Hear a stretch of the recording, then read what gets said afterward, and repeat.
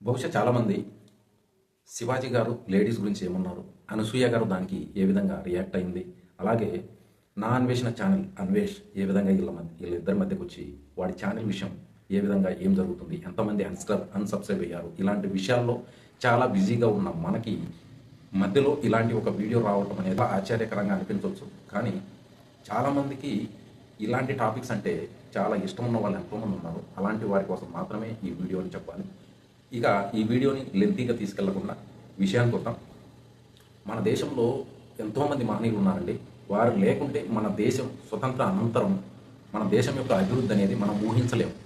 వారిలో కొంతమందిని మనం చూసినట్లయితే హోమీ బాబా, అబ్దుల్ కలాం గారు, అలాగే విక్రమ్ సారాభాయ్ గారు, ఇలా కొంతమంది చాలా ముఖ్యమైన పాత్ర వహించారు మన దేశ అభివృద్ధిలో. అయితే ఇందులో ఒక వ్యక్తి గురించి నేను ఇప్పుడు ఈ టాపిక్లో చెప్పబోతున్నా. ఆ మహానుభావుడు ఎవరో కాదు, జనరల్ మాణిక్ షా గారు. ప్రపంచ చరిత్రలోనే ఇలాంటి వ్యక్తి లేడని నా ఉద్దేశం. ఒక ప్రధానమంత్రి ఇప్పటికిప్పుడు యుద్ధం చేయాలని చెప్పినా కూడా ఈ మాణిక్ షా గారు నేను చెప్పిన సమయంలో యుద్ధం జరిగితేనే మన దేశం ఎటువంటి ఇబ్బంది లేకుండా విజయ పతాకాన్ని ఎగురవేయగలదని చెప్పి నన్ను చెప్పిన విధంగానే 1971 వార్లో గెలిచి బంగ్లాదేశ్ని ఏర్పాటు చేసి 96,000 మంది సైన్యాన్ని, పాకిస్తాన్ సైన్యాన్ని మోకాళ్ళపై పడే విధంగా సరెండర్ అయ్యే విధంగా చేయగలిగిన ఒకే ఒక వ్యక్తి field marshal general Manik Shah గారు అని చెప్పాలి. మనము ఈరోజు ఇంత పవర్ఫుల్ కంట్రీగా ఉంటున్నామంటే రక్షణ పరంగా అలాగే అంతరిక్ష పరంగా మనదైన ఒక గుర్తింపుని మన ప్రపంచ దేశాల్లో వేసుకోవటం జరిగింది, ఒక ముద్రని. ఈ ముద్ర వేయడానికి ముఖ్య కారణమైన అబ్దుల్ కలాం గారు ఒకవైపు అయితే, ప్రపంచ దేశాల్లో యుఎస్, చైనా రెండు కూడా పాకిస్తాన్కి సపోర్ట్ చేస్తున్నప్పటికీ ఎక్కడ కూడా మనం తగ్గకుండా చేసిన ఆ యుద్ధంలో కనీసం 93,000 మంది సైన్యాన్ని సరెండర్ చేసి, ఇప్పటివరకు ఇంతటి సైన్యం ఏ దేశం ముందర సరెండర్ కాలేదు. అలాంటి ఒక యుద్ధాన్ని చేయగలిగిన జనరల్ మాణిక్ షా గారు ఒకవైపు అయితే, మన అబ్దుల్ కలాం గారు మన రాష్ట్రపతిగా చేస్తున్న ఆ రోజుల్లో ఒకానొక సమయంలో వెల్లింగ్టన్ వెళ్ళటం జరిగింది. ఆ సమయంలో యాక్చువల్గా తన షెడ్యూల్ కాదు అది. ఆ సమయంలో తనకి ఈ విషయం తన చెవికి చేరింది.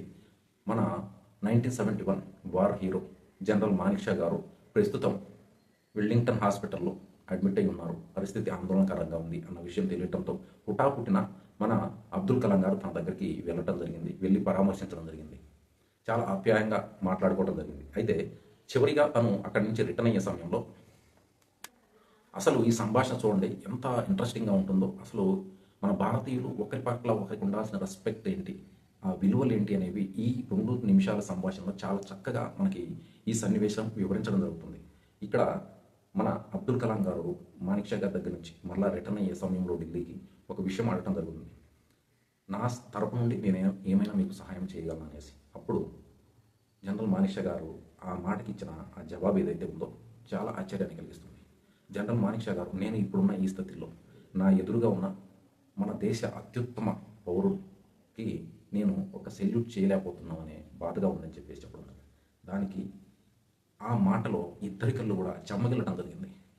అంటే తను జనరల్ మాణిక్ షా గారి ఏజ్ అప్పుడు కనీసం 94 ఇయర్స్ ఆఫ్ ఏజ్ అనమాట. తను ఆ స్థితిలో కూడా పెద్దల్ని ఎలా రెస్పెక్ట్ చేయాలి, ఒక గొప్ప స్టేటస్లో ఉన్న వ్యక్తే తనను పరామర్శించడానికి వచ్చాడంటే అంతకంటే ఇంకా గొప్ప విషయం మరేది లేదనమాట. అలాంటి పరిస్థితుల్లో నేను లేచి సెల్యూట్ చేయలేకపోతున్నానని బాధపడటం అనేది మామూలు విషయం కాదు. అలాంటి ఆలోచన కూడా ఎవరికి రాదు. ఆ సమయంలో ఇద్దరు కూడా చాలా ఆప్యాయతగా ఒకరినొకరు చాలా చనువుగా మాట్లాడుకోవడం జరిగింది. ఇక చివరిగా తను వెళ్ళే ముందు జనరల్ మాణిక్ షా గారు తన రిక్వెస్ట్ని అబ్దుల్ కలాం గారికి వివరించడం జరిగింది. గత కొన్ని సంవత్సరాలుగా తన ఫీల్డ్ మార్షల్కి సంబంధించిన పెన్షన్ కానీ అలౌన్సెస్ కానీ రావట్లేదు, దయచేసి ఇప్పించగలరు అని చెప్పేసి రిక్వెస్ట్ చేయడం జరిగింది. అది విన్న అబ్దుల్ కలాం గారు వెంటనే ఢిల్లీ వెళ్ళేసి తన ఫైల్ని అప్పటికప్పుడు ఓపెన్ చేయించి తనకి రావాల్సిన అన్ని పెన్షన్ బెనిఫిట్స్ కానీ ఏరియర్స్ కానీ మొత్తాన్ని కూడా అప్పటికప్పుడు ఆ అమౌంట్ మొత్తాన్ని కూడా జనరల్ మాణిక్ షా గారి అకౌంట్లోకి క్రియేట్ చేయడం జరిగింది. అయితే ఇక్కడ ఒక ట్విస్ట్ అనేది ఉంది. వెంటనే మాణిక్ షా గారు ఒక చెక్ని వెంటనే ఆర్మీ రిలీఫ్ ఫండ్కి ఆ మొత్తం అమౌంట్ని డొనేషన్గా ఇచ్చేయడం జరిగింది. సో చూడొచ్చండి మీరు ఇక్కడ అసలు మహనీయులు అని మనం ఎందుకు అంటామంటే ఇలాంటి వాల్యూస్ కలిగి ఉన్నవారు దేశం కోసం ఎంతటి తారాస్థాయికైనా వెళ్ళి ఆ దేశాన్ని రక్షించుకోవడం కానీ దేశానికి ఎటువంటి మచ్చ కూడా రాకుండా అడ్డుగా నిలిచిపోతారన్నమాట ఇలాంటి గొప్పవారు. అలా ఎందరో మహానుభావులు నడిచిన నేల ఈ దేశానికి మనం ఎన్ని జన్మలు ఎత్తితే మనం ఇది రుణం తీర్చుకోగలం. ఈబీఎస్సీ పిల్లలకి ఇలాంటి విలువలు నేర్పడం అలవాటు చేసుకో. ఇదండి ఇలాంటి గొప్ప మహనీయుల మధ్యలో జరిగిన ఇలాంటి సంభాషణలు ఎన్నో మనం తెలుసుకోవాలి, మన పిల్లలకు అందిపుచ్చాలి. అలాగే మనం తెలుసుకొని మన సమాజంలో మనం అమలుపరిచినప్పుడే మన సమాజం బాధ్యతగా ఉంటుందని నా ఉద్దేశం. మరి మీరేమంటారు? కమెంట్లో తెలియజెప్పండి. జై హింద్.